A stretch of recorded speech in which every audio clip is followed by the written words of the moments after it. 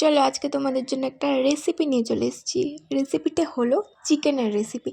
তো এই কদিন তো দেখলেই যে হোলির ব্লগ ছেড়েছি, এটা ছেড়েছি, ওটা ছেড়েছি। তো আজকে ভাবলাম ফাইনালি একটা রান্নার ভিডিও ছাড়া যাক। কিন্তু ব্যাপারটা হলো রান্নাটা আমি করিনি, রান্নাটা করেছে হচ্ছে আমার বান্ধবী, যিনি খুব ভালো রান্না করেন। সত্যি কথাই বলছি, খুব ভালো রান্না করে। ওর বাড়িতে যেহেতু চিকেন ওঠে না, তো তাই জন্য আমার বাড়িতে এসে ও নিজে হাতে চিকেন রান্না করে নিজে খেয়েছে, ঠিক আছে? মানে নিজে একা খায়নি, আমাদেরকেও খাইয়েছে। কিন্তু বেশ ভালো রান্না করেছিল। আর সেদিন আমি হচ্ছে ভিডিওগ্রাফার হয়ে গেছিলাম, ওর ভিডিও করে দিচ্ছিলাম রান্নার। কিন্তু আমি কোনো রকম রান্নাতে ওকে হেল্প করিনি, যা করেছে ও নিজে করেছে। হ্যাঁ, আমি মশলা টশলাগুলো করে দিয়েছিলাম। কিন্তু মেয়ে খুব সুন্দর রান্না করে, বেশ ভালো রান্না করে। তো যাই হোক, দেখে নাও রেসিপিটা। আর চিকেনের রেসিপি পার্সোনালি দেখার কিছু নাই, কিন্তু তবুও দেখে নাও। অনেকে এখন মানে ফোন দেখেই বেশিরভাগ মানুষজন চিকেন রান্না করতে শিখে গেছে।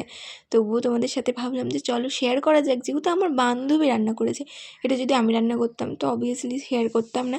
যেহেতু আমার বান্ধবী স্পেশালি রান্না করেছে আমাদের বাড়ির সকলের জন্য, তো শেয়ার তো করতে হবেই, তাই না? আর এখানে দেখো কত সুন্দর কালার এসেছে চিকেনটার। দেন চিকেনটা কষিয়ে টষিয়ে নিয়ে আলু দিয়ে দিল। আর চিকেন রান্নাতে আলু না দিলে ইনকমপ্লিট চিকেন। আমার তো ভালোই লাগে না চিকেনে যদি আলু না থাকে।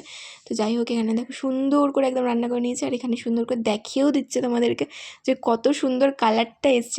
মাংসের কালারটা যেমন এসছে, খেতেও তেমনই টেস্ট হয়েছিল, মানে অসাধারণ হয়েছিল। বাড়ির সকলে খুব বলছিল যে খুব সুন্দর হয়েছে রান্নাটা। তো চলো আজকের মতো এখানেই, দেখা হচ্ছে নেক্সট ভিডিওতে।